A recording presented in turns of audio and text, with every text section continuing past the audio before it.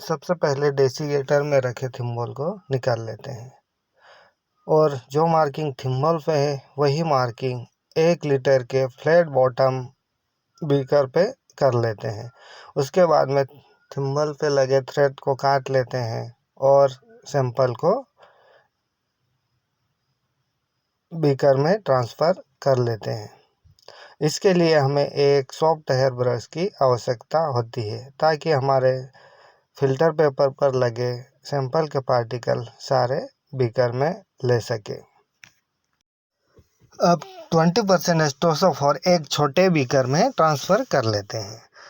छोटे बीकर में ट्रांसफ़र करने के बाद में 25 ml का मेजरिंग सिलेंडर लेते हैं और 25 ml 20% एस्टोसोफोर दीवार की सहायता से बीकर में ट्रांसफ़र कर देते हैं। अब हम इसको गर्म पानी डालकर 200 ml वॉल्यूम बना लेंगे। 200 ml वॉल्यूम बन जाने के बाद में इसके बॉटम को कपड़े से साफ कर हॉट प्लेट पे ट्रांसफ़र कर देते हैं और उसको एक राउंड बॉटम फ्लास्क से कवर्ड करके रख देते हैं। जैसे ही वेपर आना स्टार्ट होगा वहाँ से हाफ आवर काउंट कर लेंगे। उसके बाद में मसलिन क्लॉथ से हम इसे फ़िल्टर कर लेंगे। ये पॉलिशमैन है और यह मसलिन क्लॉथ है और यह प्लास्टिक स्पैचुला है। इन सब की ज़रूरत फिल्ट्रेशन में लगती है। इस तरह से कपड़ा रखने के बाद में पॉलिशमैन रॉड की सहायता से हम सैंपल को ट्रांसफ़र कर देते हैं। सैंपल ट्रांसफ़र करने के बाद में हम एक वाश देते हैं और उसे टिल देकर पकड़कर झेड़ देते हैं और सारे पार्टिकल मसलिन क्लॉथ पर ट्रांसफ़र कर देते हैं। उसके बाद में हम कम से कम 6-7 वाशिंग बीकर की देते हैं। 6-7 वाशिंग बीकर की देने के बाद में हम ऐसे पकड़कर इसे वॉश कर लेते हैं। इस तरह से हम फाइबर को वॉश देते हैं और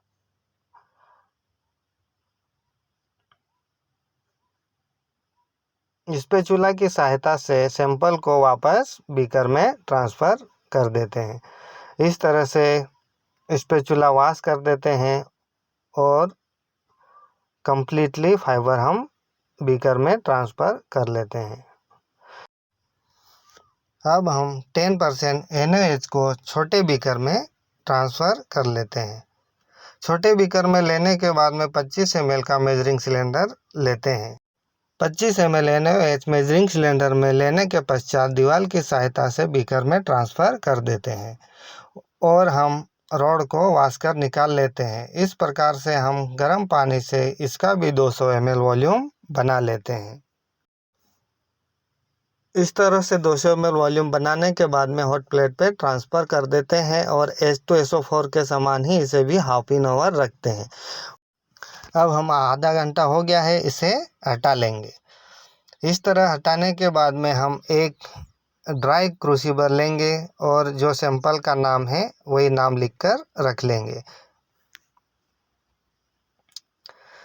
गाइस, सैंपल को इस तरह से ट्रांसफ़र करते हैं और हॉट डिस्टिल वाटर से ही इसे वॉश करते हैं। जब हमारे पार्टिकल रह जाते हैं तो इस तरह से बीकर को पकड़कर झेड़ देने से सारे पार्टिकल मसलिन क्लॉथ पे आ जाते हैं। इस तरह कम से कम 6-7 वाशिंग देते हैं। हमारी वॉशिंग कंप्लीट हो गई है और हम स्पैचुला की सहायता से सारे फाइबर को इकट्ठे कर लिए। इकट्ठे करने के बाद एक वॉश दिया और इस तरह से हमारे फाइबर दिखते हैं। अब हम स्पैचुला की सहायता से फाइबर को हम क्रूसिबल में ट्रांसफ़र कर लेंगे। इस तरह से फाइबर कंप्लीट क्रूसिबल में ट्रांसफ़र करने के पश्चात हम इसे ओवरनाइट के लिए हॉट एयर ओवन में रख देते हैं। हॉट एयर ओवन को 12 घंटे तक 100 डिग्री टेम्परेचर पे चलाते हैं। अब हमारा 12 घंटे हो चुके हैं, इसे हम निकाल कर कूलिंग के लिए डेसीकेटर में रख देते हैं। अब डेसीकेटर में कूल हो चुका है। अब हम फाइबर का वेट नोट कर लेंगे। गाइस, फाइबर का नोट वेट करने के पश्चात हम इसे हीटर पे स्मोक फ्री के लिए जलाते हैं। गाइस, हमारा स्मोक फ्री हो चुका है। इसके बाद में हम इसे मफल फर्नेस में ट्रांसफ़र कर देंगे। मफल फर्नेस में ट्रांसफ़र कर इसे 2 से 2.5 घंटे के लिए 600 से 650 डिग्री पर चलाते हैं और उसे हम निकाल कर कूलिंग कर लेते हैं।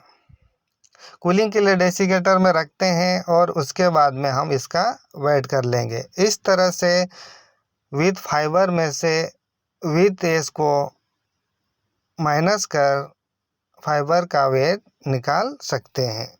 धन्यवाद।